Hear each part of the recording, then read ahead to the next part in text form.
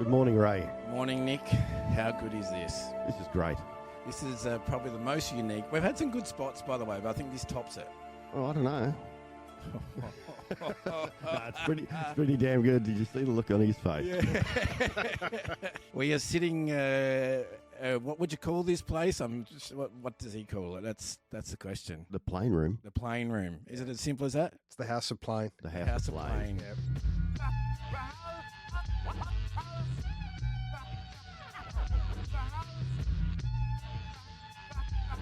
So we're sitting out the back with a guy that loves planes, Yep. an ARIA award winner, Sure. massive in radio, Huge. Carlton supporter. We're excited to have him here today. So welcome to the show. Who have we got, Nick? Tony Moclair. Mate of your mate Nigel Deadman as well. I mean, it was Nigel who set it up. Yeah. The Colonel.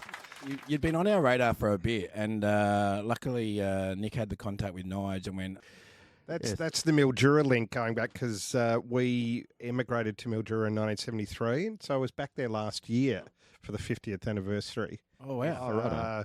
Three of my siblings, and we stayed there for about 3 or 4 nights and just walked around all the old haunts, Mildura West, Base Hospital where Dad worked, the shop at the end of Langtree where Mum used to have a little shop, all the sites. Coral Sea Fish and Chip Shop. No, We started early. that was the Levanoses. Now, tell it now. Somebody remembers a story about the Levanoses. It's a story that I heard on Crud Yeah. years ago, but Yeah. I'd heard it because I went to school. So back then there was a school at the Seventh-day Adventist Church. Yeah. At the back, which was in between, like right next to where the fish and chip shop was, and there was the legend of the fish and chip shop. That's right. And I'm listening to the radio one day. This Yeah. guy tells the story, and I'm like, Yeah. how the hell does he know that? Tell us the story. The story was, do you know, have you heard it? Oh, All right. yeah. Everyone's heard it from Yeah. Mildura. The story goes that it was either the health authorities or the police, so it was probably the police back then. They went in, there'd been complaints, and they went in and they found, may God rest his soul, and it never happened. So just let me state for the record, it never happened. But this is the sort of thing that happens in a small town, just horrible rumours like this go around. Mr. Levanus was found on the toilet peeling potatoes.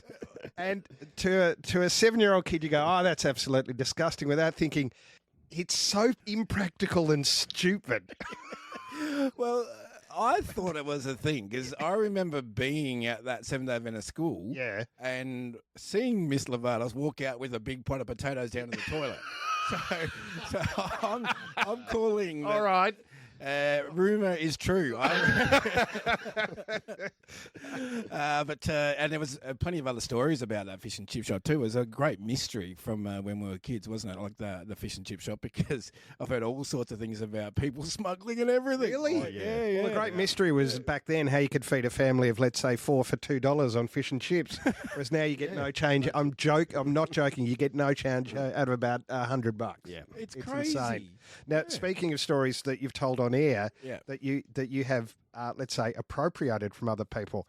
So, Kate, my wife, who you didn't meet, we have dated on and off over the last 30 years. So one of the periods where we weren't dating, she was dating a guy and living in Sydney, and we were doing radio out of Melbourne that was heard at about 10 o'clock at night in Sydney. Yeah.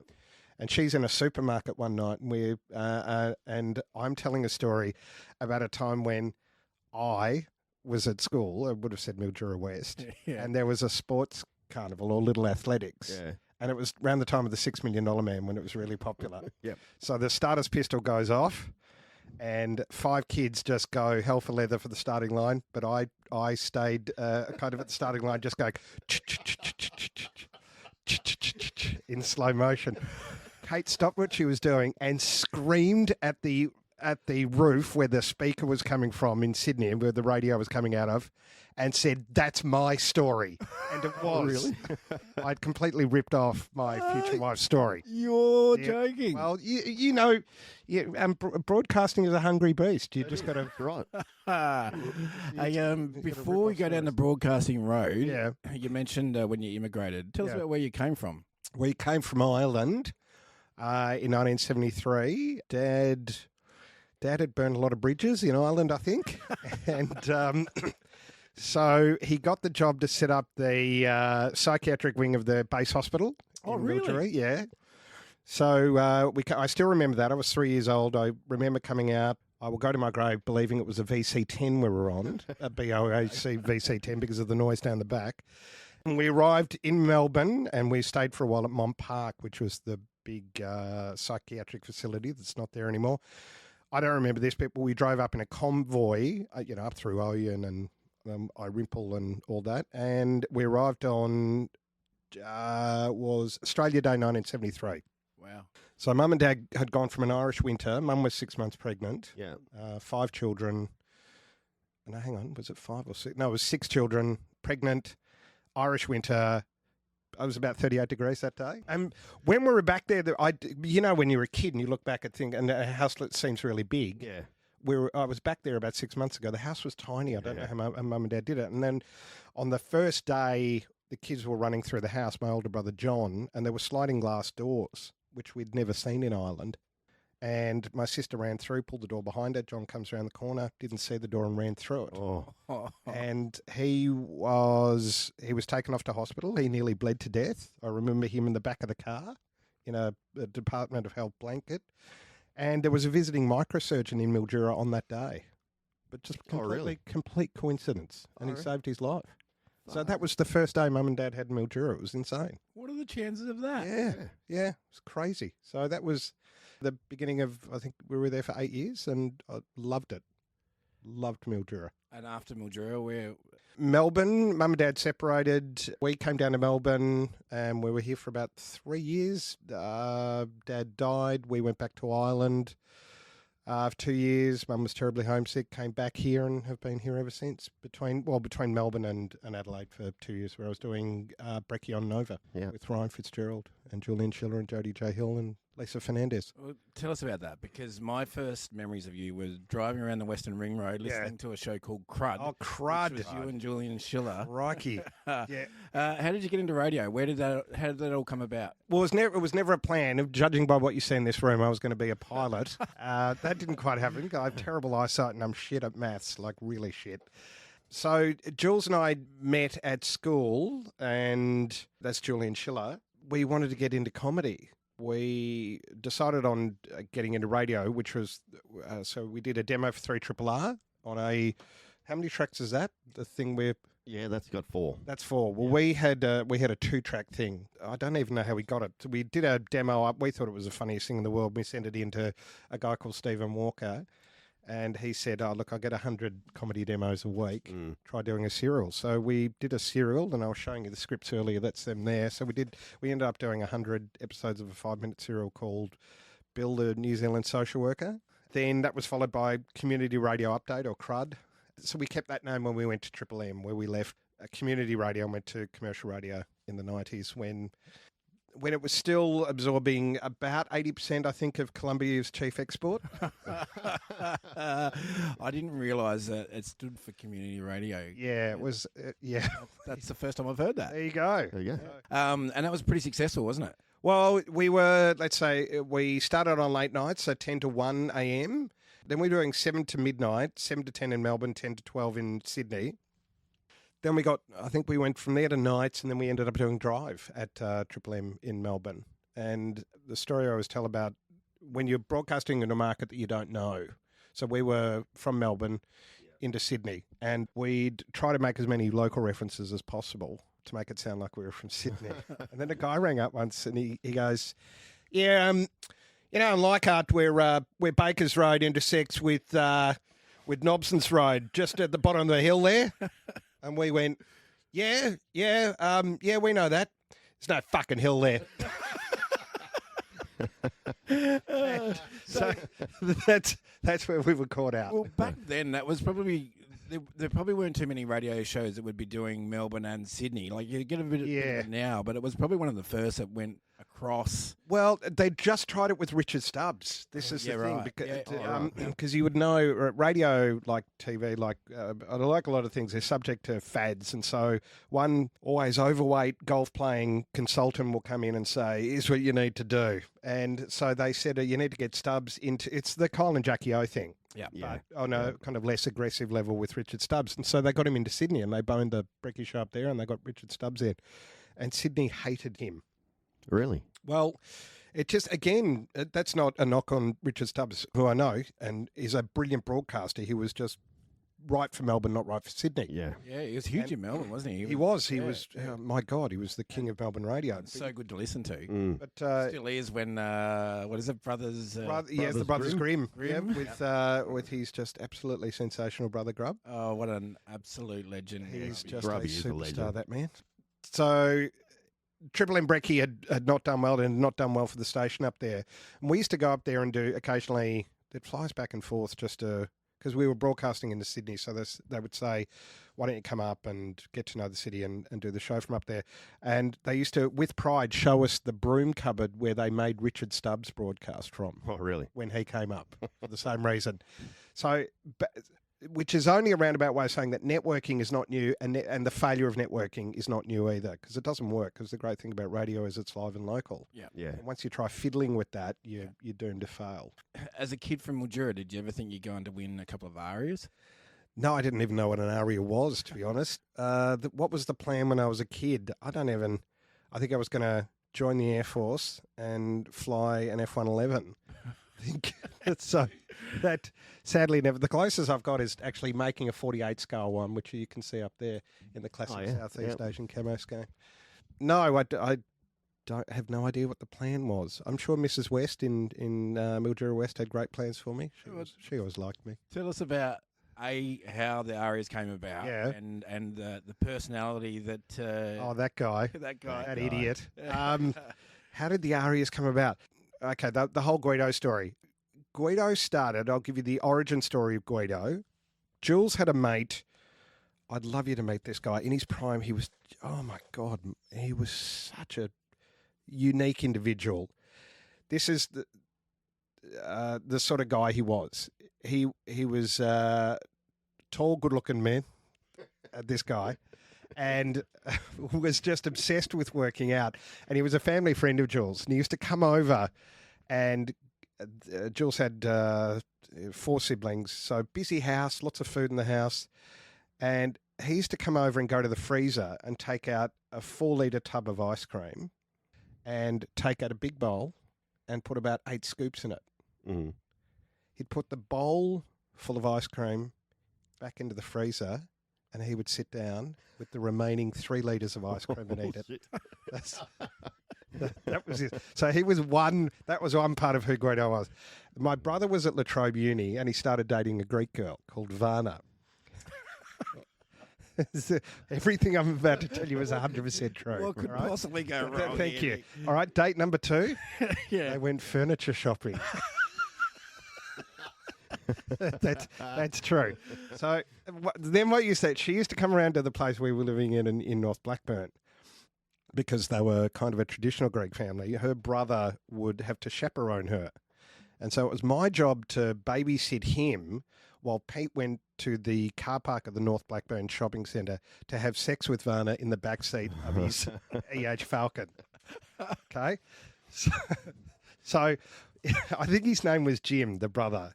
And Jim had two fixations in life. I think one was kickboxing, the other one was working out. Yeah. And then everybody was a poof. Yeah, mate, that girl's a poof. Oh, mate, he's a poof. He won't wrestle me. What a poof. Oh my God, I can't believe it. So we would have conversations. And my favourite story about him, he came over one day and he goes, he was obsessed with cars. Yeah. Obsessed with cars, absolutely. And he came over and he goes, Tony, I've got a job. I said, Jim, that's great. Great. Where are you working? At a service station. Oh, great. How much are they paying you? Nothing. I get to look at cars all day. So when we were doing radio, I think the first time we did Guido was on stage at a Triple R. We did a couple of live benefits, and so they were all scripted. Jules would ask me questions, and as Guido, I took my up and down relationship with my girlfriend. It's very up and down. We jump in my car, we go up Logon Street, down Logon Street, up Logon Street, down Logon Street. But I'll never forget. It was the stage of the Prince Pats. So you're on the ground level, and the stage is about 1.5 meters above. So we had seats in the front row, And it was very static. Jules on a mic, me on a mic, in a tracksuit, kind of like I had ants in my pants kind of thing, but standing talking into a microphone. And there's a row of people obviously in the front. And we're doing the Q&A, and I looked down at one point, and a guy in the front row has his arms crossed, and he just looks so pissed off. And he looks up at me and just mouths the words, "Fucking wog." So I thought, hang on, we're onto something here. We've maybe got something here. So then we ended up on Triple M, and we had heard the Jerky Boys. I don't know if you'd heard of them. Yeah, it was seminal. With the great Frank Rizzo. So Jules said, well, why don't we give that a go? And so we did. And the first call, you're getting all the gold here, the first call was to Chaser's nightclub. It went something like this. Yeah, mate, I'm ringing to complain about my visit to your nightclub last night. It did not go to plan. And the guy goes, yeah? Mate, I turned up with my entourage. And you did not give us $900 worth of free drinks and access to VIP. And so it went on a bit, and then it was very loose, and then it hang up. So you need to get permission. So we rang back and said, look, that was a prank call. Can we play that on air? And there was a pause, and the guy said, to be honest, I get calls like that every day. True. 100% true. Seriously? Yeah, seriously. So it went from that to playing, just recording a call every day, playing them, and that's about 25 years ago, and then you're at the point where you meet somebody and they go, I'm in a building site, and it stops when the Guido call comes. Oh yeah. And then another point where your boss at the radio station said the owner of the network had dinner with John Howard last night. Okay. And John Howard said, who's Guido Hatzis? and the reason he asked that was because I'd done a call to his secretary and gone a little bit hard. And so it was about him, not at her. It was about, him being a midget and stuff. And so I had to read out an apology to John Howard on air.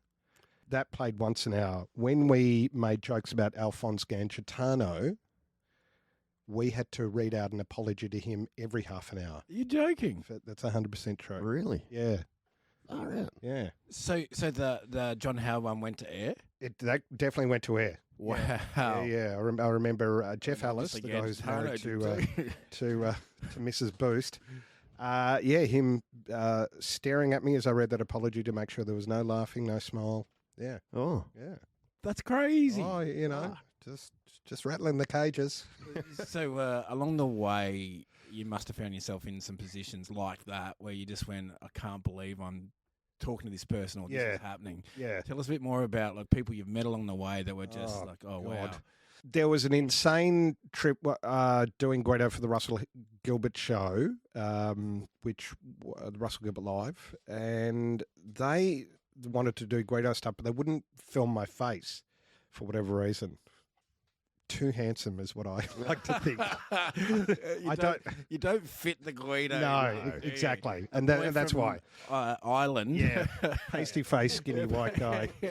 Not really the Greek Adonis that you see on the cover of the album. Who actually was Greek? That's another story. Who is that on the album? That is James Penelides. All right. Yeah. Okay, the story about that. There's a claim to fame, by the way. Well, yeah. He was the official photographer for Triple M, and so we were getting all our photos done. Do you know the adjusting the yarmulke? Do you know that one? No. Every comedy duo must have one of you kind of looking like that, and then the other one with the hand at the back of the head doing that, and it's called the adjusting the yarmulke shot, the Jewish kippah. So he dutifully took those photos, and publicity had said we need some shots of Guido. And so I had the tracksuit on and the wig and everything. And I'm standing there, and James looks me up and down, and he goes, sorry, who's Guido? And Greek rev head, works out, takes lots of steroids. And he looked me up and down with contempt. And he goes, you're not Guido. And then he took his shirt off, and James worked out. And he said, I am Guido. So I gave him the wig. And we swapped. James stood where I'd been sitting, and I stood behind the camera and I took the photo. And it was him just doing various poses, and he had the six-pack and the whole thing. And so... Oh, right, that's and cool. any girl I ever dated after that would be asked by another girl, is that Tony? and she, whatever girl had to say, sadly, no, it wasn't. Not really. No. No. So the Russell Gilbert, I was flown over to New York to speak to Lou Diamond Phillips, then flown to New York. This is how much money used to be in TV. Okay, you won't believe this. They had me staying at the Hilton on Central Park in a room that would embarrass the Sultan of Oman. Really? It was like a floor. You joking? Overlooked all of New York.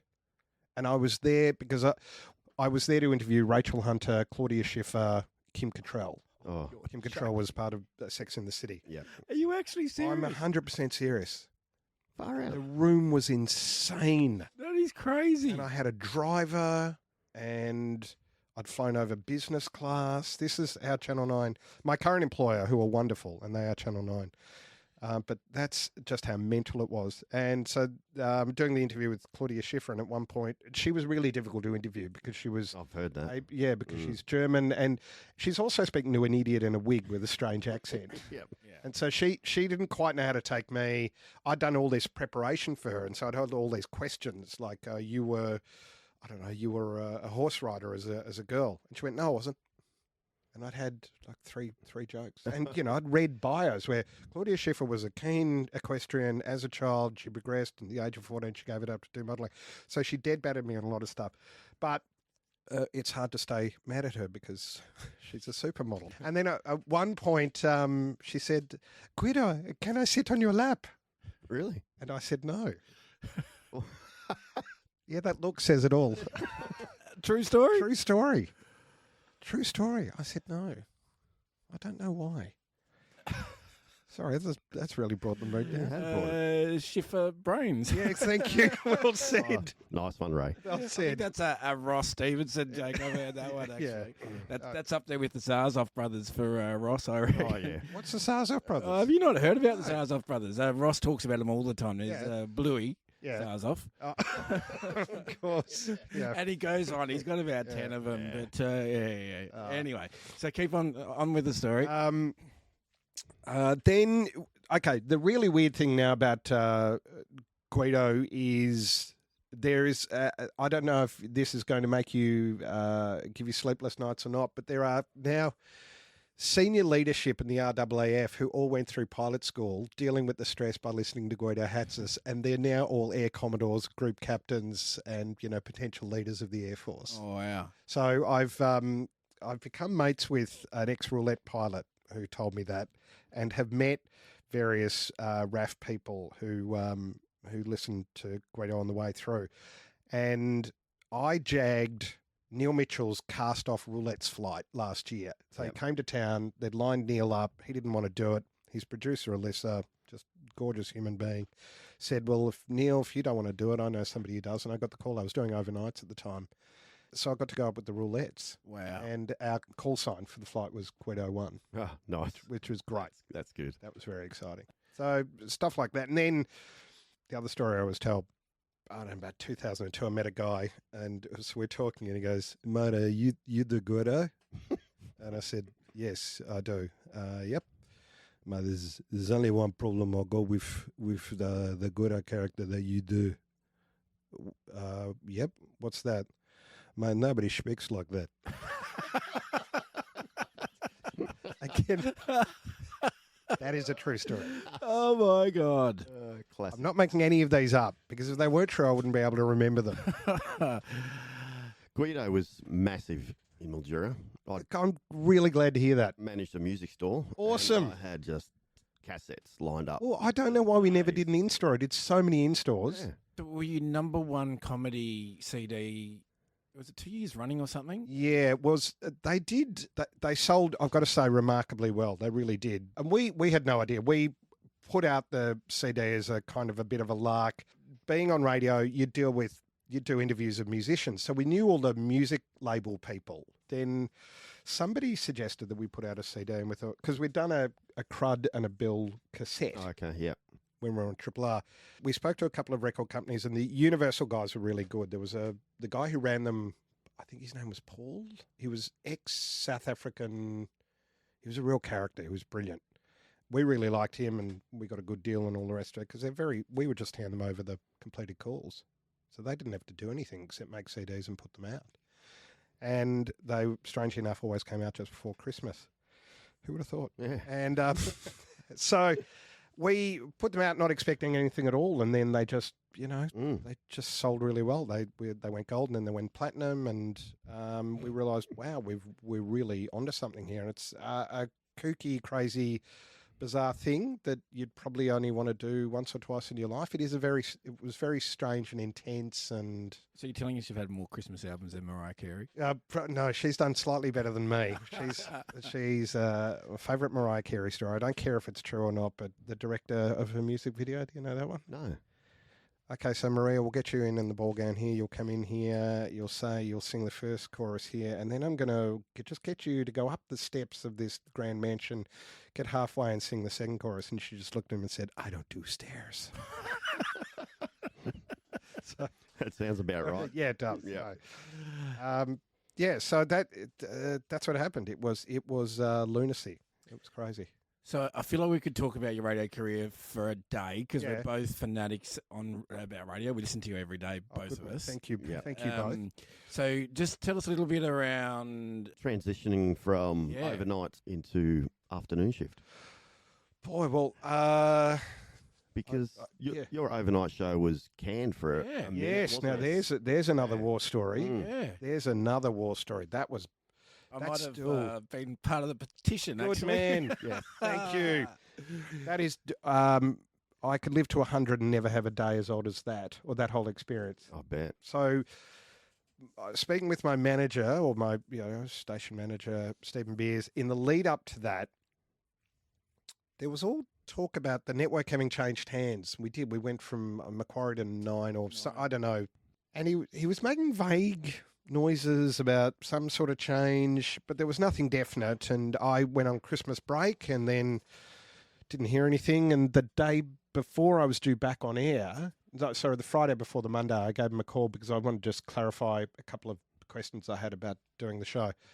And I said, I'm just calling about Monday. And there was a pause, and he said, the show's coming out of Sydney. Oh. That was my reaction. Yeah. Followed by some other words. Yes.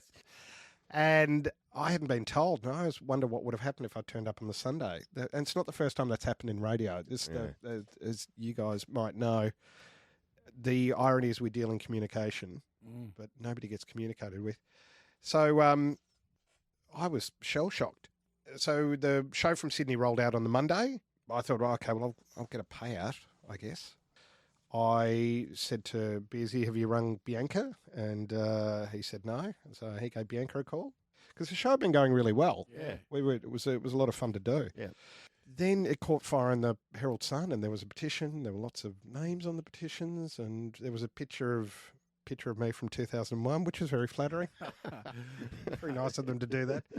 And I couldn't believe the amount of comments. It was crazy. The station, I think, put out something, but at the time, so it wasn't sacking per se, because Beersy had said, "Look, I'll get a bunch of work on the station, so you'll keep what you're being paid, but you just won't be doing overnights." We were told it was cost cutting, really, for the new owners. You've both run businesses. Mm. If you're running a radio station, would you say, I reckon the biggest cost is the two people doing the 12, midnight to 5:30 shift? They are pulling down the big bucks. We'd better take them down first.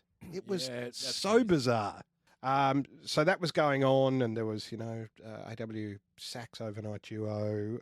Neil Mitchell was pretty much the only presenter who called me, reached out and said, "How you going? Do you need anything?" Because really, he's a superstar, that bloke. He is. He's a legend. Can I pull the joke? Yeah. Did Neil ask why? Thank you. Why? I think he probably had a word to management. I don't know, because he does carry a bit of weight. Oh, Neil, doesn't he? He was a colossus, or look, he's not on air at the moment, but It's taken a bit to go, though, because you still hear the podcast being advertised and he pops up whenever there's something big happening. He's on Jackie's show.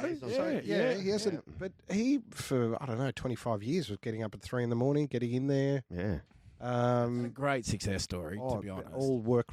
He's, brought the ethic of a newspaper man. And you could go to him with any problem. He was always very supportive, would lend you an ear. So it was terrific. Wow. So there were bits and pieces. I was doing a segment, I think, on Neil's show, and I did bits and pieces here and there. And then it got to, I think, the survey, about 3 surveys in, and it had been realised that the overnight, the new guy wasn't working because people didn't want Sydney radio. Just getting back to that point I made earlier about networking. Brekkie had a bad survey, and everything kind of came full circle. So I rang Beersy and said, we'll need to, figure out what the new contract is. And there was a pause, and he said, you were never sacked. Oh, really? Paying you the whole time. But it's interesting because your listeners at night, they felt a bit more like a family. Like, they were. You've got some pretty loyal listeners overnight. Just like Mark from Stall. Oh, I love Mark from I've been Stall. waiting for you to pull that one in. Yeah, do you know him? No, every time he comes on, I go, there he is. Yeah. The Australian Museum, or whoever it is who curates the history of this great country, needs to bottle him. Oh, yeah. And just say that is the essence of Australia right there. Yeah, definitely. Yeah. He's a classic. He absolutely. And it was, I got to a point. I was doing about 7 years. I would speak to the same people, roughly 12 people every night. Every night, night in, night out. Would have different, enjoyable, interesting, stimulating conversations every night. And after about 7 years, it was just too much. It was just too much of getting up at 1 or 2 in the afternoon. It was way too hard on my wife, way too hard on the kids. Then Dee Dee went. There was a shake-up. The main reason behind everything shaking up or changing was Neil going. Neil, that meant Tom's move to mornings was possible, and Jackie doing drive. So that opened up, and that's just been incredible. It's been amazing. But I will go on the record now. I really miss the night's audience. You only get an audience like that once, I reckon, because of the range of characters, what the show meant to people.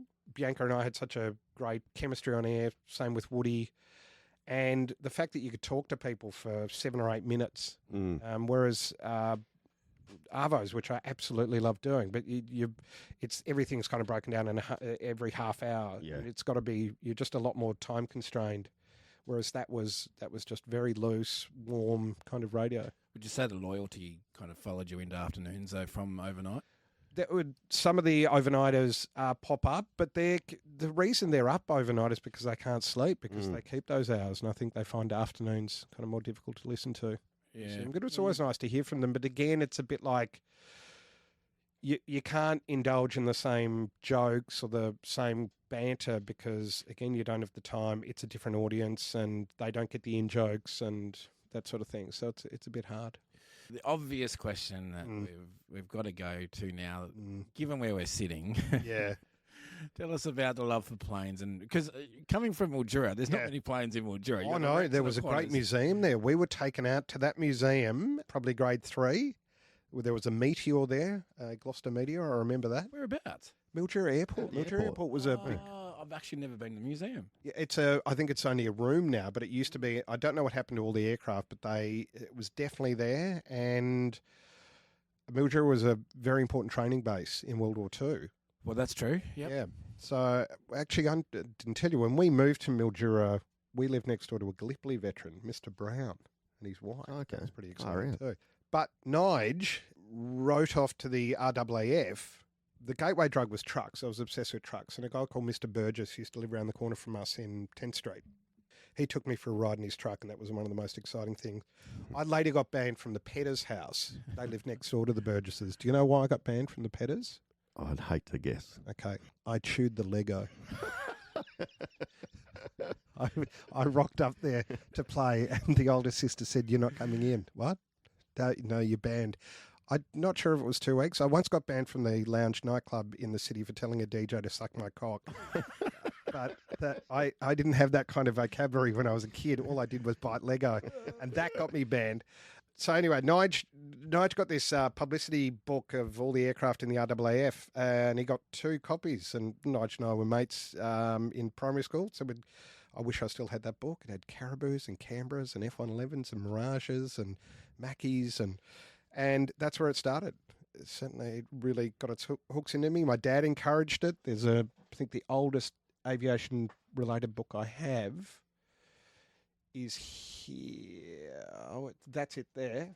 Okay, I'll show you this one because this has followed me since my dad gave it to me for my birthday when I was about 8. Oh, wow. If you can see. So there's Tony Kelly, 178th Street, Mildura, Victoria. Oh, my God, and the phone number. The phone number was, can you read that? Yeah, 234098. There we go. I still remember. I used to be 248478. Ah. Because we were out in Golgol, so it was. Oh, you're in Golgol. Yeah, we were Golgol. Right. So yeah, out where Riverbend is now. But Yeah. we were 6 kids in a 2-bedroom Conrad house. So, Wow. Isn't there a golf course there as well? No, hang on. Kumi. Speaking of 2-3 numbers, as drunk as I was in the 95, after the 95 premiership, I still remember that was Nigel's number because I rang his old man Gordon, who's a Geelong supporter, Yeah. and he's never forgiven me for the drunken tirade he got. Sorry, Gordon. So it was an obsession kind of encouraged by my dad and... What is it? Is it Pictorial History of the Royal Australian Air Force? Written by George Odgers. And so that book, I'm not joking, has followed me from, I've taken it from, let's see, Mildura, Melbourne, Melbourne, Ireland, back to Melbourne, Melbourne, Adelaide, Adelaide back. So I've had that book for almost 50 years, it's an heirloom. Wow. And tell us, so you talk about getting to fly in the roulettes. Yeah. I reckon last year I heard your voice on the voiceover at the air show too. Tell us about some of the places you've ended up, with your love of planes. God. I was, I guess, understudy or heir apparent to Peter Meehan at the Avalon Air Show, which will be going around again next year.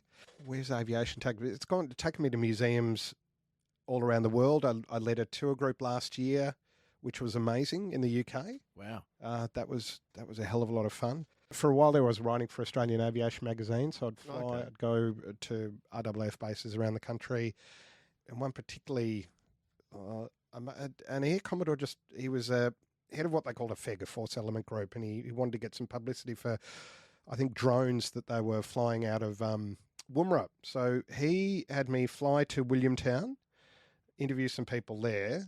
Williamtown's in Newcastle. Then I got on a Herc with one other person, DPR person, Defence Public Relations.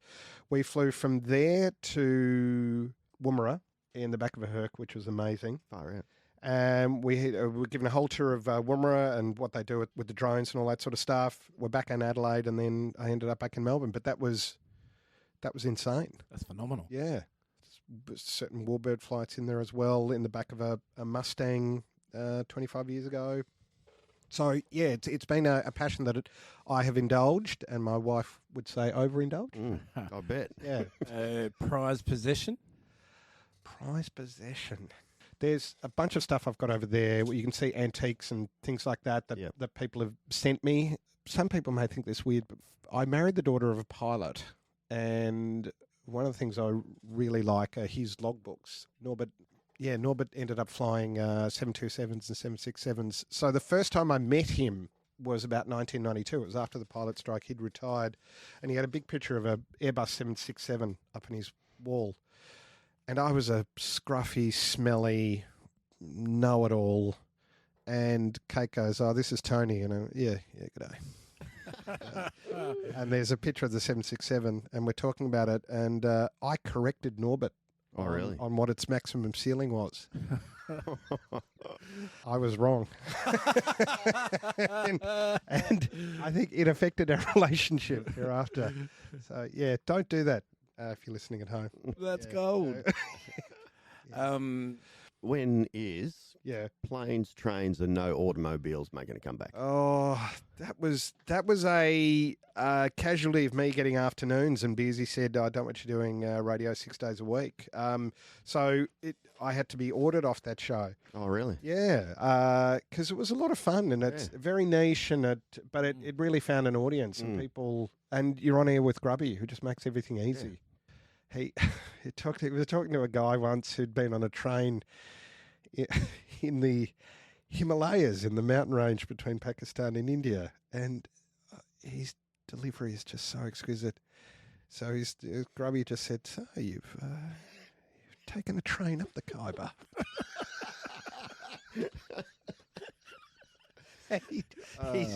He's got his mouth curls and his eye twinkles. It's just magnificent. He's a clever man. He really is. He's really one step ahead. Yeah.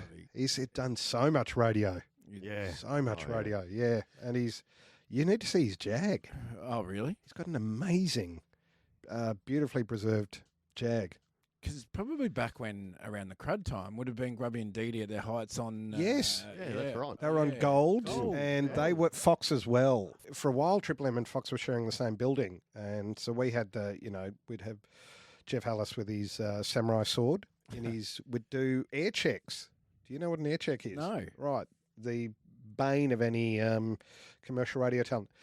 And this is the thing about commercial FM. They are really, really passionate about the product, about radio, about the sound, about how it's structured, about the craft. They really are, or at least they were. And I'm so glad that we spent so much time there learning from people who really, really, really cared about how stuff sounded. So setup, payoff, and all of that. So if you were slapping the stripper on the ass in the studio, management were really, really fanatical about the listener knowing that you were slapping the ass and that you were forward hooking, so that anyway, I'm being silly, but I've even forgotten my point now. I'm talking about slapping strippers on the ass, but so an air check, you'd sit down with a tape of your show, which nobody wanted to do. It's just hideous, but really good in terms of learning about vocal tics and about repetition, about how you set things up and all that sort of stuff. And I think with AW, they just assume you know all of that by the time you lob, which is so it's kind of more laid back that way. Why are you grinning? Repetition. Yeah. Can we just tell your story, Nick? Do we mind? Which one? About your email into a certain radio station recently? Oh, I want to hear this. Nick gets quite passionate about the radio. Yeah, good. And Shane McGuinness. Little line that he would just keep repeating. And you do, because your brain it's a crutch. Yeah, I've got them. We've all got them. So Nick got so passionate about this that he emailed in one day. And then he gets all excited and calls me and goes, "They're talking about it on the radio." Right. So I get on and I listen to it again afterwards. Yeah. And no, it was nothing to do with Nick at all. It's some lady caught up with the same thing. So, no, look, it all would have... It goes into the churn, People complain about the oddest thing. Oh, they do, don't they? They do, yeah. What's the oddest complaint you've had on air? Apart from John Howard. I'll tell you what the oddest one was, that you would have thought, you'd brush it off and everybody laughs and moves on. This was on Triple M. After coming back from Adelaide, I went to Triple M and ended up doing the Hot Breakfast with Eddie Maguire, which was just an awful experience. But in the lead up to that, I can't remember the show, but there was a promotion by Coke, and you emailed something, or I think it may have been a QR code, and they would get back to you with some pickup lines. And I remember making the joke at the time. I said, well, the problem with that is if you get pickup lines from Coke, there's the danger you might go home with a Fanta pants. And I thought, okay, that's all right. And some fucking demented Fanta pants fundamentalist got hold of that and ran a campaign. Although there wasn't just a letter. Sir, I note with interest, I'm disappointed that your announcer made a derogatory reference to people with red hair. I demand an on-air correction. It wasn't that. It was fucking jihad. And it was the complaint that wouldn't go away. Really? Over a joke. Like an offer. It wasn't, you know, in our current, arguably very constrained environment, the joke about redheads. So that's when I thought, oh fuck, these people have mobilised. Look, you look at what you used to get away with Guido in the day. Yeah. It would probably be tough these days to make sure that you're not causing any issues for any particular. Oh, yeah. Well, just even before, there was a whole bunch of words we used to say poof all the time. You wouldn't say that. And then if you want to get into the other kind of thing, there's the cultural appropriation argument. Oh, yeah. So, Tony, I noticed you're not Greek, but you have appropriated the identity of the Greek person. We're finding that really problematic, and so we have cancelled you. Both of your children are now in care with the state. So that seems like the environment now, but. That said, I wouldn't go a day on afternoons without somebody either bringing Guido up or mentioning it, or, you know, I always bow to the crowd on that. Because the gotcha call thing's really gone now, hasn't it? Yeah. Oh, it's gone. That was the nurse in England. Yeah, the nurse It one. was you and Matt Tilley. Matt Tilley used to do a pretty Matt good job Tilley of used to it do too. great prank calls. Yeah. Really clever ones. But that whole nurse thing, geez, if you guys ever want to do a really interesting podcast, look at that story. Speak to the people involved in that, because they were thrown under the bus. The two presenters of that show completely thrown under the bus, and that nurse, you know, we all feel sorry for her. But to tie it to that call coming through, and if you've heard the call, it is so tame. Yeah. I remember that. Yeah, Like that changed everything, didn't it? it did. It's all of a sudden. Anybody who had ever made a prank call was no worse than Joseph Goebbels. And It was So ridiculous. much stuff started No to be better. pre-recorded so that they didn't have to go down that road. And, Yeah. Permissions. Yeah. Yes. Well, I mean, we always found with the Guido thing with permissions, you'd have somebody laughing and you'd come back and say, oh, yeah, that was great. Can we get permission? No. Yeah, if you play that, I'll sue. And then the other way, you know, if the tow truck driver one got really angry. He was a really, really angry guy, and his girlfriend got in the line after the producer called him back and said, "Yeah, if I can play it, no problem at all." Yeah, so it was weird. You'd have people who you'd have these argy-bargies with, and they had no problem with it being played, and vice versa.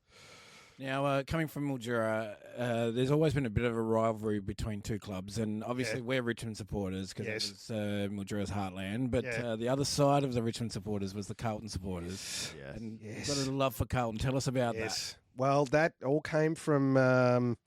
I went to Mildura West. Did 1 year of prep at St. Joe's, and I remember that. And then Mum and Dad had some bizarre falling out with the Catholic hierarchy in Mildura. So my two elder siblings went off to boarding school in Geelong, and we were all taken out of St. Joe's. We've still got the photo from St. Joe's of me, my sister Mim, my brother John, and my sister Paulette. And then we were sent to Mildura West, and I'm so glad we were, because that was just a wonderful school. But John had come home, would have been 1974, and he just kept saying, Carlton, Carlton, Carlton, rah, rah, rah. Because there were a lot of Italians at that school, and they were all rusted on Carlton supporters. So from that point, seriously, from that point forward, the irony being John doesn't barrack, he cares about IPL, or what is that, Premier League. He cares about that. Yeah. But all the other boys in the family are Carlton. Wow. Yeah, none of the girls. But the Richmond thing was big. Like we knew Mark Lee. Mark Lee, he's still there. Yeah. He's a policeman up in Mildura now. Was. He's probably retired now. Yeah. Yep. And the Bowers. Yeah, Brendan Bauer. Yeah, where they lived across the road from us. Mum used to babysit them. I'm pretty sure. Terrific guys too. I've met them a couple of times. And they're just really bloody good blokes. Yeah, they were on McKendrick Avenue. Yeah. I used to work with Graham at the Workers. Oh, okay. At the Workers, before or after the renovation? I was part of the renovations. Why did they go? You had the world's longest bar. Why would you? It was riddled with white ants. Thank you, because that's always bothered me. Otherwise, they would have kept some of it. Yeah. But because it was so decimated from white ants, they just redid the whole lot. Was that a hard decision to make? Oh, yeah. Really hard, yeah. And there was uproar after uproar over it. Yeah, I can imagine. People get used to it. Yeah. And there's more taps on it now than there was when it was the longest bar. Really? Yeah. Isn't that ironic? I love though that the person that drank the most beers at the longest bar. Yeah. Speaking of our Prime Minister stories, was Bob Hawke. Yeah. Oh, really? Yeah. Yep. Yeah. What can you tell us about that? Nothing. You signed a piece of paper, didn't you? As much as I know. Right, okay. Yeah, he still holds the record there. All right. Thanks for joining us, Tony. It's been We a really delight. Appreciate it. It really has. Now, the name of our podcast is I Yes. Should Have Stayed in Bed. Yes. Do you have an I Should Have Stayed in Bed moment? Oh, Apart from the John Howard one. well, yeah.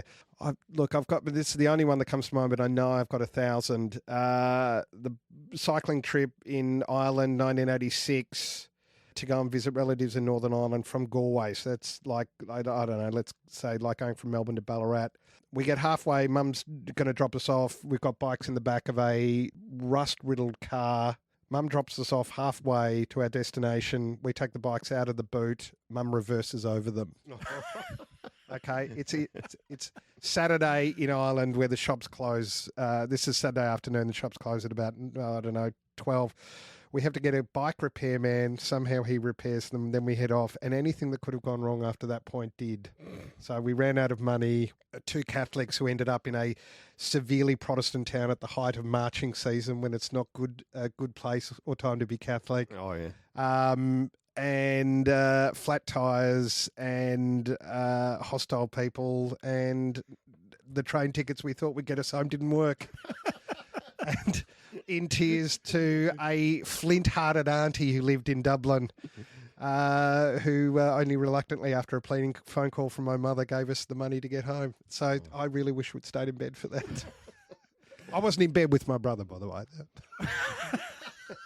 I've got to ask a question. Yeah. Have you got your grand final ticket secured this year? Oh, yeah, I desperately want my son to see Carlton just playing a grand final. I've only seen one, 99, and we lost that. Despite last night's result, I'm bullish, and Carlton will do it. And I will tell you what happened. McRae went out at half-time. He got the huddle together, and he said, boys, we need more possessions. Tanya Buckley needs to sell them at auction. And that's why they got across the line. I'll give you that one. All right, thank you. How did you just come up with that? I put it on Twitter last night. Big Harry Mackay's been really bloody good for you this year. He is. I love Harry. Big age. Come on, he's awesome. Have you been out there teaching to kick or something? Oh, this year? they got the psychologist in. They got amazing. Yes, apparently. Yeah. So, yeah, him and I wish I'd asked Kuda actually what he thinks of Kurno, because every time I see Kurno play, he reminds me of Kuda. Yeah. There's a bit of Cripps crossover there. in Kuda too, I reckon. That's an even better comparison. Just Yeah, the way Cripps stands up in the tackle. Yeah. Is amazing to watch. just a bull. It's magnificent. If you ask Kuda, he'll tell you that he was better than Dusty Martin, and he created the Don't Argue. And yeah. So maybe that's another conversation for another podcast. Well, if it involves having a yarn to you two, I'll be back anytime. Well, Why don't we call him? Let's call Kuda. Yo, is that Anthony Koutafidis? that is him. Mate, Kuda, you've just got a AFL legend status. Legend for being a dickhead. Mate, I will find you. I'll take you down with nunchucks. I used to like it, Guido. Oh, you used to like me. Oh, that hurts. That hurts. Kuda, how are you? Very good, mate. Going well. I still have one of my favourite bits of Carlton memorabilia is a pair of white shorts. This is no word of a lie. Signed by Kuda, Sticks, Diesel, and Craig Bradley. Who's the best out of that four? Well, Anthony Koutafidis is the best. And if I was speaking to Stephen Kernahan, I'd say he was. And so on it goes. Right. Where are you, Kuda?